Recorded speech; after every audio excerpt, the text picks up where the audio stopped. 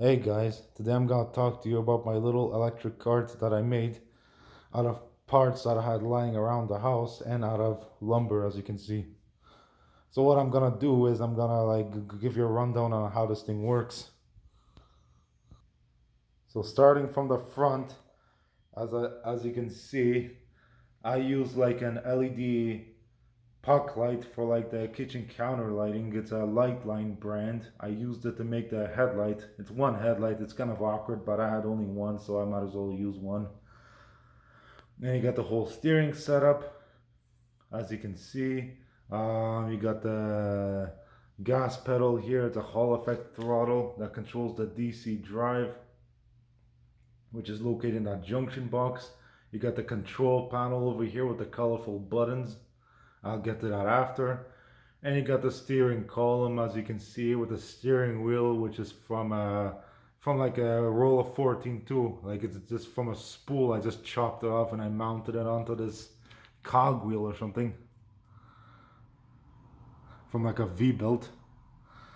And then you got the batteries here that plug into these red battery holders. These are just regular Milwaukee M18 batteries that I just plug in and link together in parallel series, so I can like run the motors at the back, because the motors need 36 volts and like 12 ampere hour capacity. So this thing could take me like quite a bit of a distance without dying out fast. And you can see the detail with the steering and everything, the pillow block bearing, the flange bearing, the aircraft cable, the what's it called, the gas pipes, the pulleys here and there, and how this whole thing spins.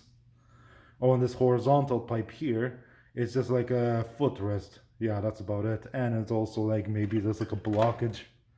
It's like when I steer too hard, I hit it and it doesn't, like, the wheel doesn't scrape against the framing. And now moving to the side,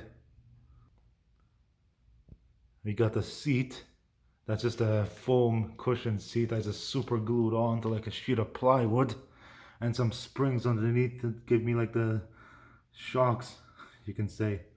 And you got the lumber, you can see the LED strip lights in there. I'll turn those on soon. You got that bench that's removable. As you can see, those old brackets, just take off those drywall screws and just pop the thing off. And that thick cable you see is like a 10-2 speaker cable with a Molex connector, like a 50 amp connector I just used to disconnect the motor from the batteries. That's like if I have to remove the bench. That applies also for this other connector that's here, this white one. That's like for the control circuit, for like the contactors and for the LED strips and stuff like that. So I disconnect it from the batteries. That's like if I'm removing the bench. Speaking of bench, you have the batteries underneath. These two batteries are both in parallel, so I use them to control the voltage for the strip lights and like the contactors. That's the control circuit right here, and that toggle switches to turn on the lights, which I can demonstrate right now actually.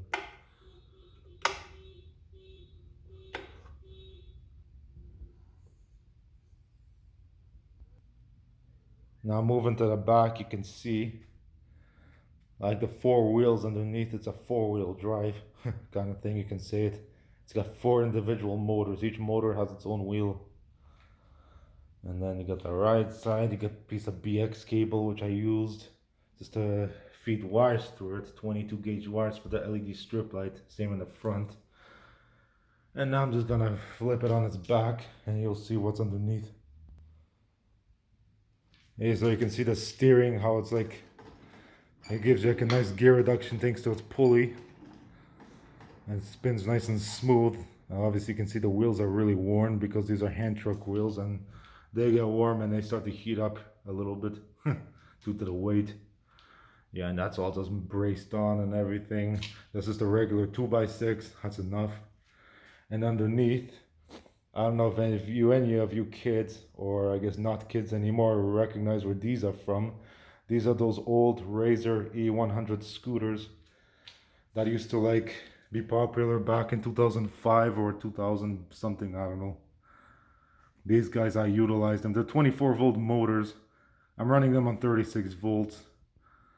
because to make them faster so I don't make a handicap scooter. And it's also, yeah, why not? And there's nothing wrong with it because the motors can handle a higher voltage.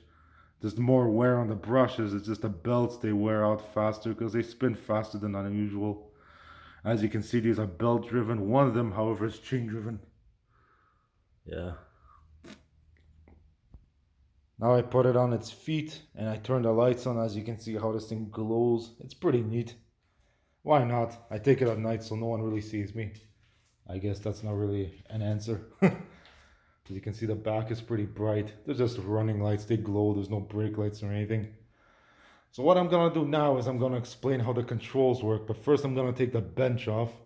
And I'm gonna have an extension cord connected from the bench to the cart, like for the control circuit, so I can like run the cart circuit. I'm gonna take off the junction box cover and everything, so I'm gonna do that. As you can see what the bench looks like, you can see the two control batteries, the toggle switch. The thick wiring here is for the breaker. It's a 40 amp breaker for the motors, while the smaller one there is a 6 amps for the control circuit. Let's turn this thing on. It's pretty cool.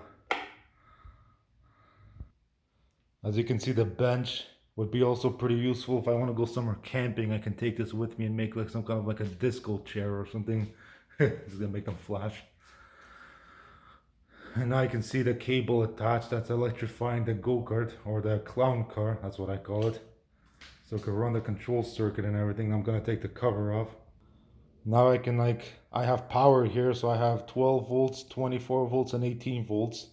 Not 36 though, because 36 volts is here for the motors. So I can work on it live, or I can explain how it works and everything with pressing the buttons.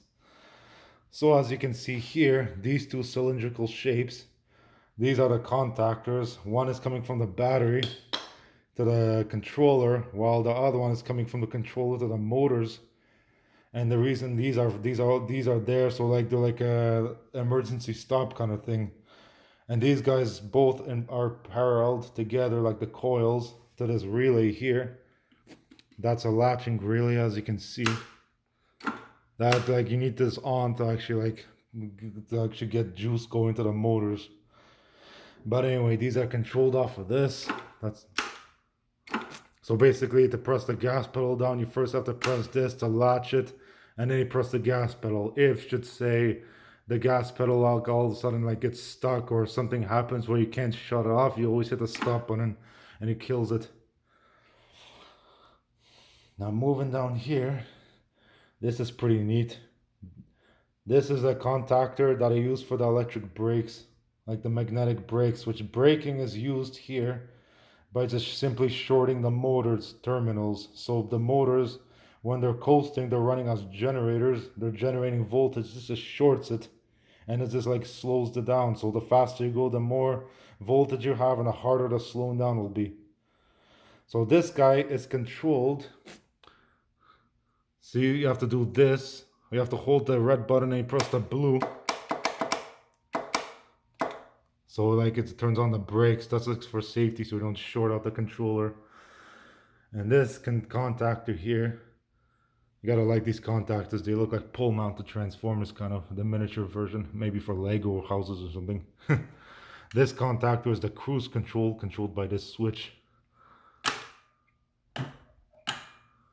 That what it does, it basically gives it this shunts or bypasses the DC drive, this guy, and it just blasts you the 36 volts full across the motors. So that's like if you're going a straight line, so you're not holding down the gas pedal.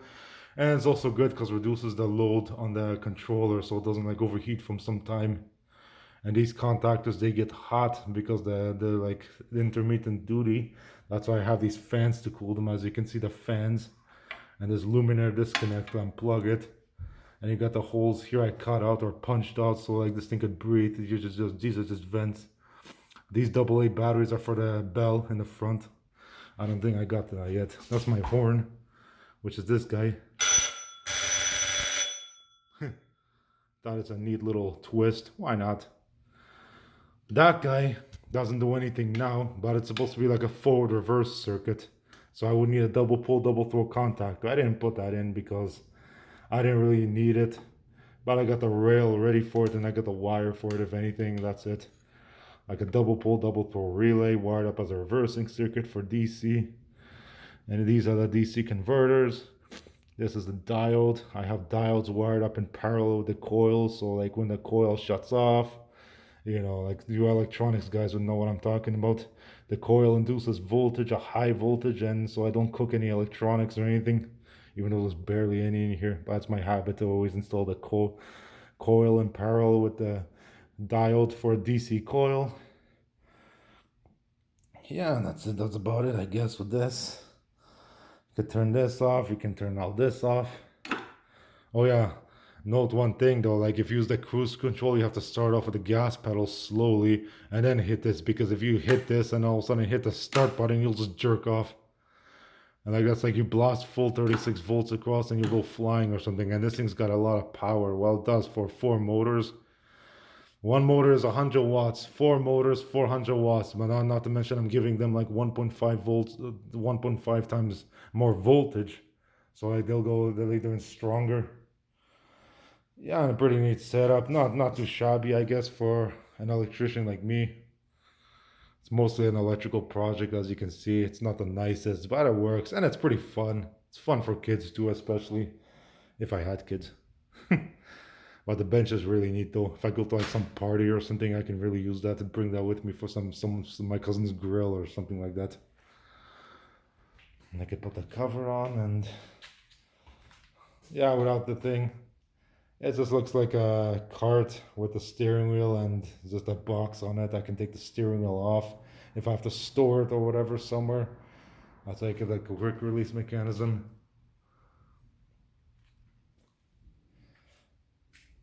Yeah, and that's it. Hopefully guys like my little contraption that I made. As you can see, maybe in the background, if anyone notices, that's my next project. With the 6 wheels. My next diabolical plan. So yeah, stay tuned for more of my projects. Take care, guys.